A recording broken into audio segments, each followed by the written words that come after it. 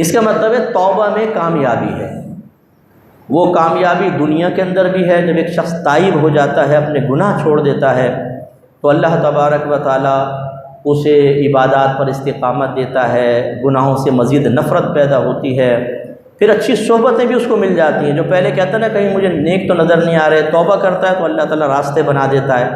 جیسے کوئی چرسی موالی کسی دوسرے سٹی کنٹری کے اندر جائے تو چرسی موالی مل ہی جاتے ہیں آپس میں نا، ہم جنس کو پہچان ہی لیتا ہے۔ میں دبئی میں گیا تو میں نے کسی سے پوچھا پان ملتے ہیں؟ ان کا بہت ملتے ہیں مفتی صاحب، چل کر دیکھیں ہم دکھاتے ہیں کہ علاقہ اس میں تو سریعام پان بکتا ہے۔ تو یعنی وہ جو چیز چاہیے ہوتی ہے کہیں نہ کہیں مل جاتی ہے۔ تو اسی طریقے سے جب آدمی نیکی کی طرف آتا ہے تو پہلے وہ دیکھتا ہے اسے کوئی ملتا ہی نہیں ہے۔ بھائی پہلے آپ نیک نہیں تھے، نیکوں کی صحبت میں نہیں تھے، آپ نے گناہوں سے توبہ نہیں کی، تو ایسا تو نہیں کہ آپ چلیں تو کیاری کے اندر سے ایک دم ایک نیک نکل آئے اور درخت کے پیچھے اپنا چہرہ کھول کر دکھائے میں یہاں ہوں۔ تو وہ لیکن جب آپ نیک بن جاتے ہیں تو گناہ گاروں سے ہٹتے ہیں، اب اللہ تعالیٰ رہنمائی فرماتا ہے اور نیکوں تک انسان پہنچ جاتا ہے۔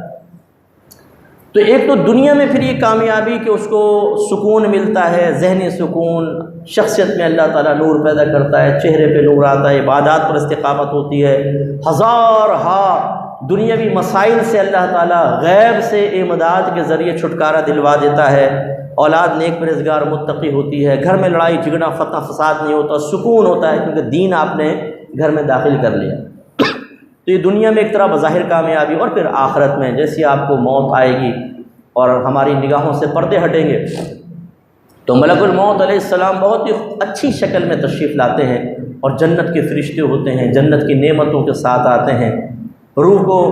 بسا اوقات حدیث میں ایسا نکالا جاتا ہے جیسے آٹے میں سے بال نکال لیا جاتا ہے۔ آٹے میں سے بال نکالیں تو ایک تو بڑے آرام سے نکلتا ہے، دوسرا اس بال پہ آٹا چپکا نہیں ہوتا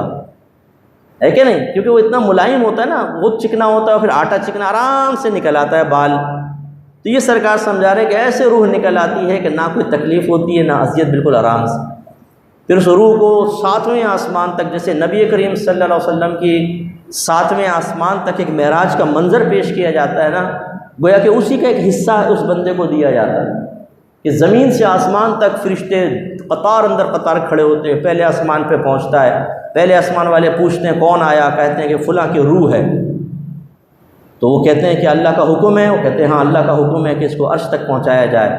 تو وہ پھر یہ ادھر والے چلے جاتے ہیں، وہ لوگ ریسیو کر لیتے ہیں، آئیے اب ہم آپ کو آگے چھوڑتے ہیں، وہ دوسرے آسمان تک چھوڑتے ہیں، پھر دوسرے آسمان والوں کے حوالے کرتے ہیں، ایسی عرش الہی تک روح جاتی ہے، وہاں سجدہ ریز ہوتی ہے، اللہ کی بارگاہ میں خاص سجدہ کرتی ہے، اور اللہ تعالیٰ اس سے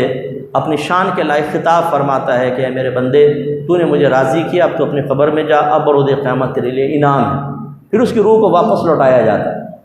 اور قبر جنت کے باغوں میں سے ایک باغ ہوتی ہے، تا حد نگاہ وسیع کر دی جاتی ہے۔ لیکن اگر آپ کو فرض کر لیں ایک ایسے قبرستان میں دفن کر دیا، گورکر نے پرانی قبر کھودی جس میں پہلی 70 بابا دفن ہیں، 71ویں آپ آ گئے، لیکن اب یہ نہیں ہے کہ آپ کو ایک دم نگاہیں کھلیں گی اتنے سارے بابا لیٹے پڑے ہیں، آپ نے کہا تم کہاں سے آ گئے کم بخت، اور انہوں نے کہا تو کہاں سے آ گیا، پہلی 70 کو بھگت رہے ہم لوگ، تو 71واں بھی آ گیا،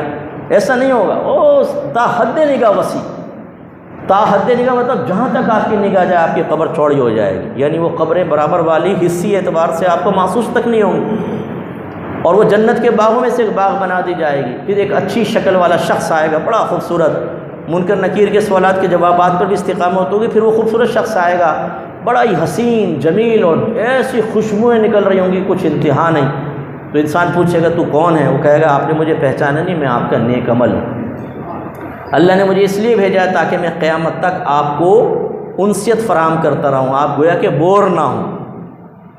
کمپنی دے گا وہ، کمپنی آپ کو اتنی زبردست قسم کی، اور ایسی کمپنی نہیں ہوگی کہ تھوڑی دیر میں ہم دوستوں کہتے ہیں اچھا یار میں گھر جا رہا ہوں، وہ وہاں سے تو نکل بھی نہیں سکتے، خیر لیکن بوریت کوئی نہیں، بالکل سکون اطمینان۔ بعض روایات میں ہے کہ فرشتے سوال کے جواب میں کامیابی کے بعد کہتے ہیں اب تو سو جا،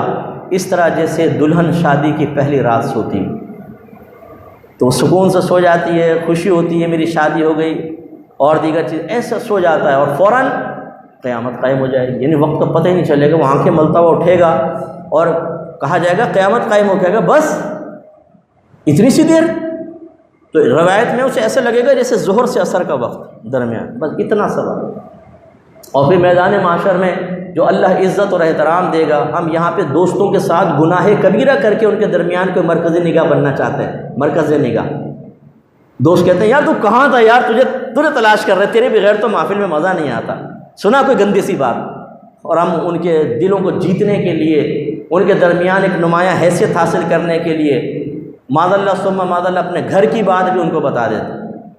یہ کسی طریقے سے بس یہ مجھ سے راضی رہیں، ارے بھائی ان کو راضی کرنے کوئی فائدہ نہیں، چرسی موالی، بے نمازی، شرابی، جواری، زانی کیا دیں گے یہ آپ کو؟ اللہ کو راضی کریں تو میدان محشر میں عزت اور احترام ہوگا اور پروٹوکول کے ساتھ جنت میں داخلہ، اور پھر جنت میں حوریں اور غلمان اور ایسی ایسی نعمتیں کچھ انتہا نہیں، نہ کسی آنکھ نے دیکھی، نہ کسی کان نے سنی، نہ کسی کے دل پہ اس کا خطرہ گزرا۔ اور عمل کتنا کرنا ہے؟ تھوڑا سا۔ تو اس لیے نیک بننے کی طرف آئیں، ہم توبہ کر لیں اپنے گناہوں سے، اللہ تعالی ہمیں بہت کچھ عطا فرمائے گا اور واقعی حقیقی کامیابی ملے گی۔